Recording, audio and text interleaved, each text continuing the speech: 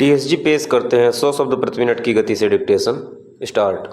महोदय, जल विद्युत पर इस सम्मेलन को संबोधित करने का अवसर पाकर जिसे मैं बहुत सार्थक मानता हूँ, मुझे प्रसन्नता हो रही है। इसमें इसके इस पहलू पर विशेष ध्यान दिया जाएगा कि इस संशोधन की उपेक्षा की जा रही है। मैं समझता हूँ कि भविष्य के सभी विकास दो महत्वपूर्ण तत्वों पर आधारित होंगे, जल तथा ऊर्जा। ऊर्जा के बारे में तब तक कोई बात नहीं की जा सकती जब तक उसके साथ ही इसके स्थायित्व संबंधी प्रश्न पर विचार न किया जाए। इसी प्रकार सतत विकास के बारे में तब तक कोई बात नहीं की जा सकती जब तक उसके साथ ही उसके लिए अपेक्षित ऊर्जा पर विचार न किया जाए। और आज का विषय जल विद्युत एक प्रकार से इन दोनों अर्थात जल तथा विद्युत से संबंधित है। ऊर्जा की खपत का आर्थिक विकास के स्तर के साथ घनिष्ठ संबंध है। अलग अलग देशों के बीच ही नहीं बल्कि एक ही देश के भिन्न आय वर्गों के बीच भी ऊर्जा की खपत की दर से यह मोटा संकेत मिल जाता है कि वहाँ के जीवन का स्तर क्या है।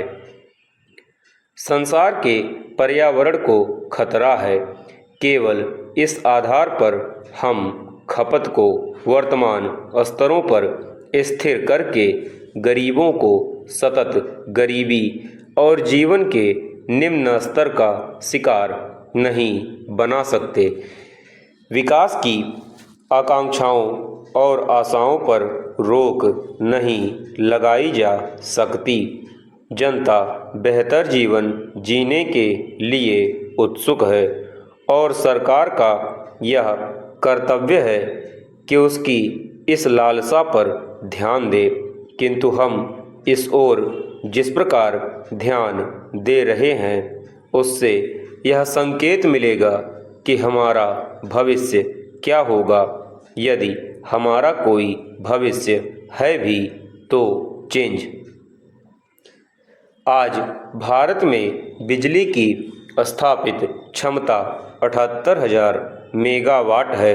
हमारी आवश्यकता 100,000 मेगावाट की है। अगले लगभग 10 वर्षों में यह आवश्यकता 5 गुना हो जाएगी। टाटा ऊर्जा अनुसंधान संस्थान ने अनुमान लगाया है कि यथापूर्व कार्य व्यापार मार्ग अर्थात कोयले तथा तेल पर आधारित ऊर्जा पर चलते रहने से वर्ष 2010 में तेल की हमारी मांग 20 करोड़ टन, कोयले की 60 करोड़ से अधिक और बिजली की प्रारंभिक मांग 2000 खरब वाट घंटे से अधिक हो जाएगी।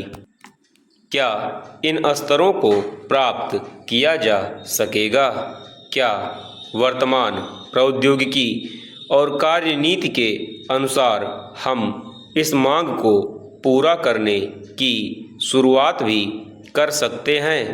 इससे हमारे विश्वजनीन पर्यावरण पर क्या प्रभाव पड़ेगा?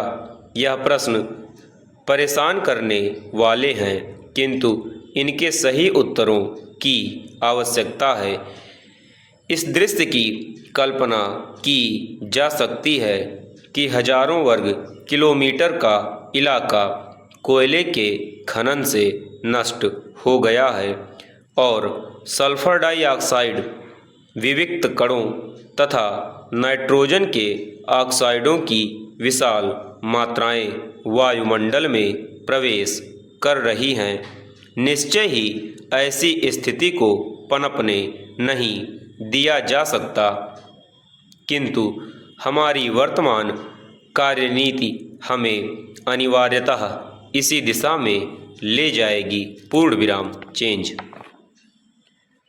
महोदय, इस समय स्थापित 78,000 मेगावाट विद्युत क्षमता में से 55,000 मेगावाट से अधिक ताप पर आधारित है और केवल 20,000 मेगावाट जल आधारित है।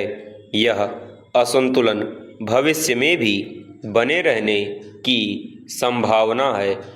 30,000 मेगावाट अतिरिक्त विद्युत की जो योजनाएं बनाई गई हैं और निष्पादन की विभिन्न अवस्थाओं में हैं, उनमें से भी 20,000 मेगावाट तापीय हैं और उसकी आधी से भी कम मात्रा जल आधारित है।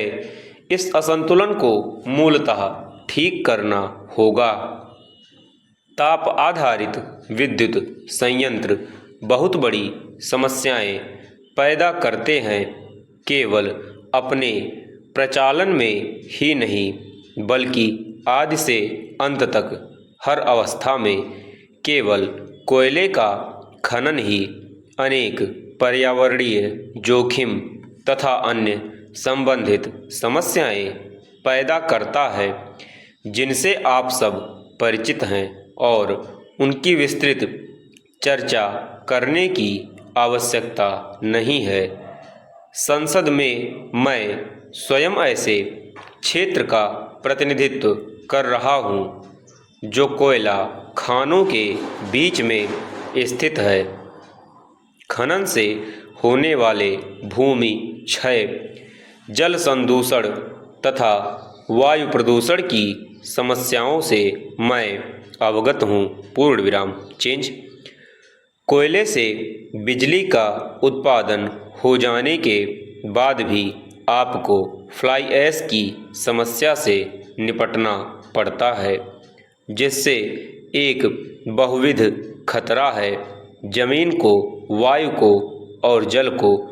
कोयला आधारित 1 मेगावाट बिजली का उत्पादन करने के लिए 15 टन कोयले की आवश्यकता होती है और उससे कम 6 टन फ्लाई ऐश निकलती है।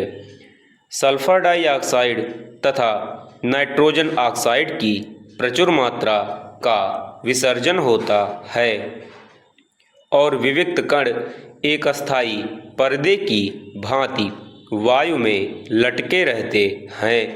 यदि हम लागत की दृष्टि से भी देखें तो 1 मेगावाट जल विद्युत स्थापित करने में औसतन 3 करोड़ रुपए का खर्च होता है, जबकि ताप विद्युत स्थापित करने में लगभग 4 करोड़ प्रति मेगावाट। हाँ, ताप विद्युत संयंत्रों का निर्माण सरलता से और शीघ्र हो जाता है, किंतु यदि पर्यावरणीय लागत को भी शामिल कर लिया जाए तो हम देखेंगे कि उनकी लागत कई गुना अधिक बैठती है। यह सब कहने का आशय यह नहीं है कि हम तापीय संयंत्रों का निर्माण बंद कर दें। कुछ ऐसे स्थान हैं जहां पर हमारे लिए कोई और विकल्प नहीं होगा।